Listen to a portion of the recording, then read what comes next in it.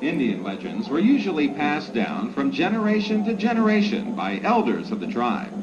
One such legend concerned the Devil's Marble Yard. It is told that many years ago, 2 missionaries appeared in the Indian village and for a peaceful year converted many Indians to their religion. However, a drought hit the land. The Indians blamed the missionaries and their new god for the disaster, and one night dragged them from their beds and burned them at their altar. As flames engulfed them, a wild storm began, uprooting trees and setting the woods on fire. Drops of blistering rain fell everywhere, killing everything they touched. To this day, the old worshiping grounds have remained a barren and desolate area. At times, the Indian tribes settled among themselves. On one occasion, the Monacan tribe was being pursued through the woods by the Shawnee and Powhatans. Suddenly, they came upon a great chasm, hundreds of feet deep, and their escape was cut off. Terrified at their impending doom, they fell upon their knees and prayed to the Great Spirit for deliverance. And miraculously, a great stone bridge appeared across the abyss. They crossed the bridge and waited for their pursuers.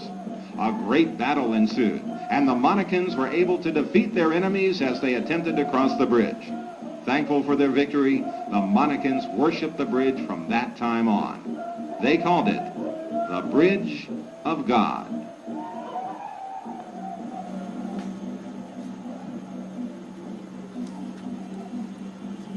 In 1750, young George Washington served as a surveyor's assistant to Colonel Peter Jefferson, Thomas Jefferson's father. While surveying Natural Bridge, it is told that Washington scaled some 20 feet to carve his initials on the southwest wall. Washington later led our country through the Revolutionary War and became our first president.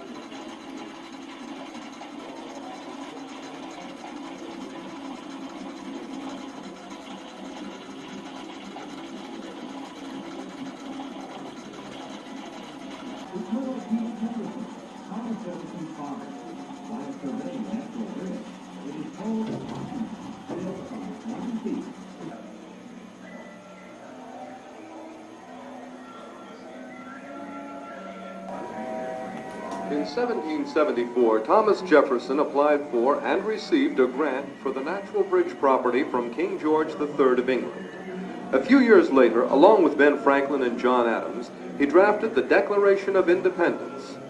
Destined one day to hold our nation's highest office, Jefferson was inaugurated as our third president in 1801.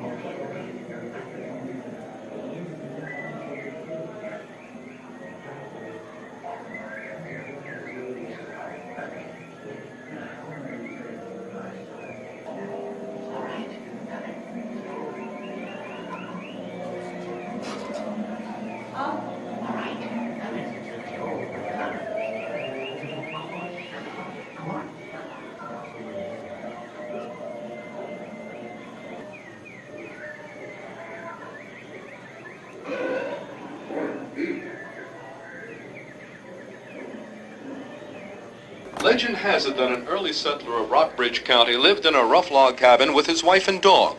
One day a traveler appeared carrying a gallon of good whiskey.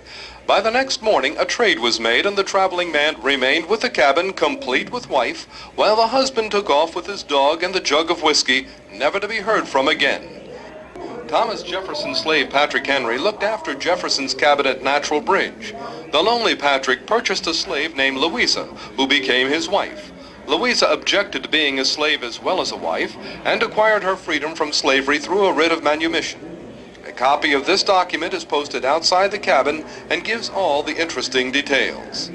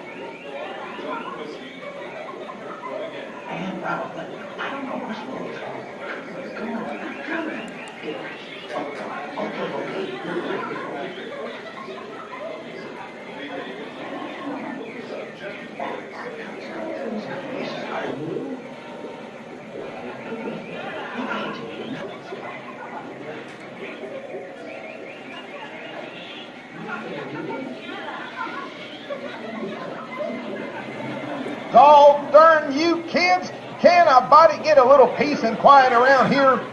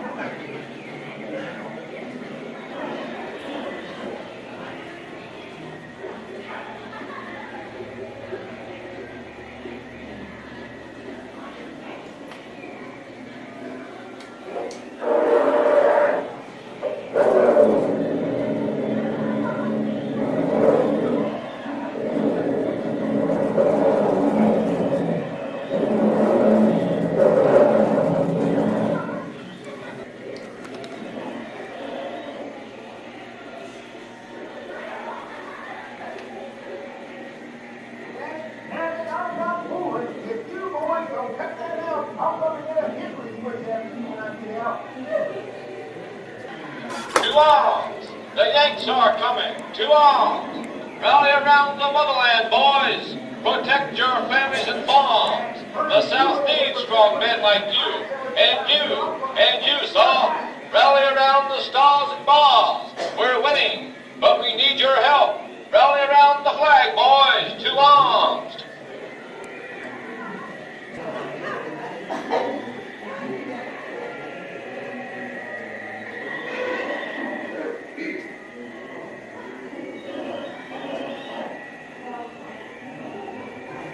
Robert E. Lee carried two banners towards fame and immortality. First, as a soldier, he was a man of supreme ability. Second, he was a man of rare integrity and a great spiritual force.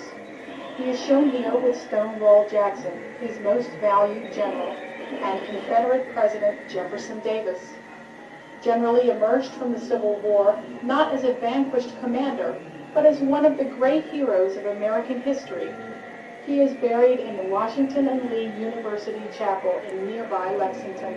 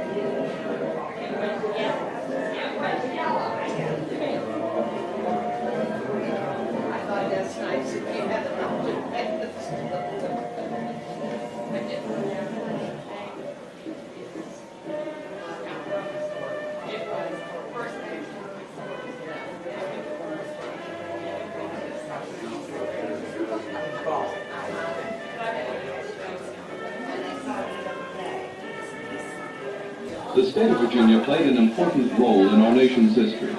In fact, 4 of our country's first 5 presidents were Virginians. George Washington, Thomas Jefferson, James Monroe, and James Madison all did their part in guiding our country through its first crucial years. Travel during those times was often rough, and it wouldn't be uncommon for important men to spend their evenings at taverns along the way, such as this one. 4 other Virginians, William Harrison, John Tyler, Zachary Taylor, and Woodrow Wilson, became president, bringing the total to 8 native sons of Virginia to hold the office of the President of the United States. If that thing turns red as I'm going through, I'm going to run right on through.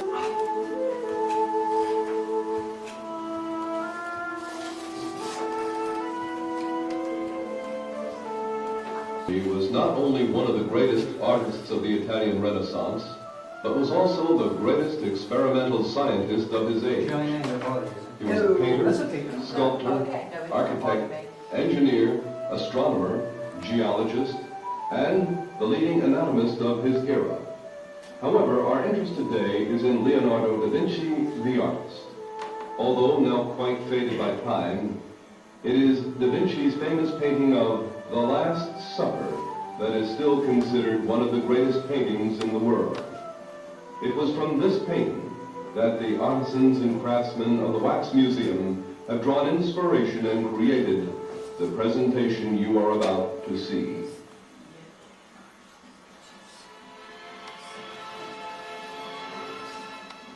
These are the climactic events of Jesus' life on earth.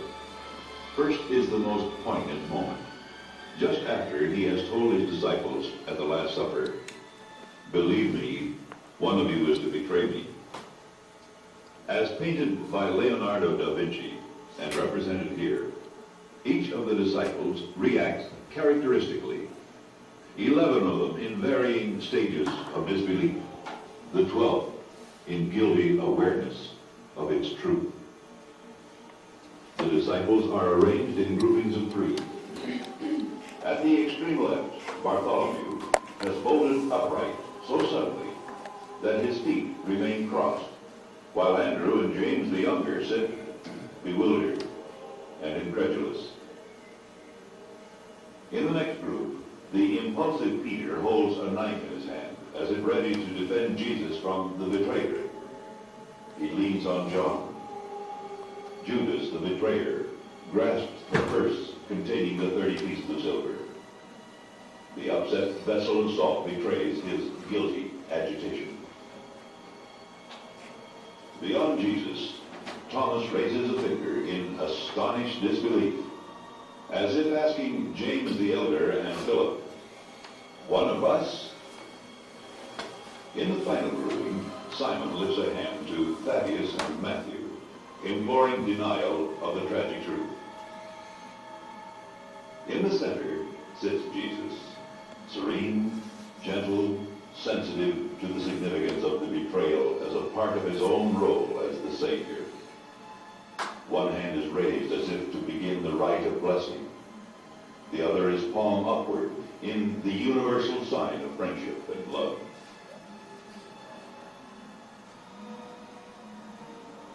The climax of the Christian story is the crucifixion, which Jesus knew was the foreordained sacrifice fulfilling and dramatizing his mission in behalf of mankind. He suffered on the cross, sharing physical torment with two thieves, was mocked by the crowd and the soldiers, and expired as light gave way to midday darkness, and the earth shook.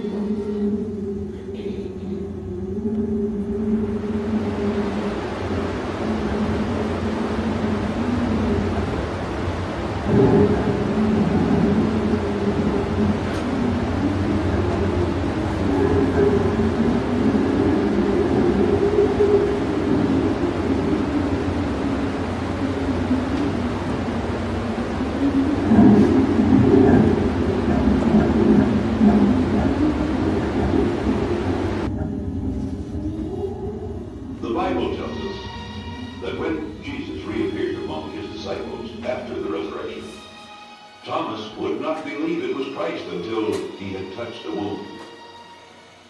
When Thomas had done so, Jesus spoke the words which sum up the Christian faith. Because thou hast seen me, thou hast believed.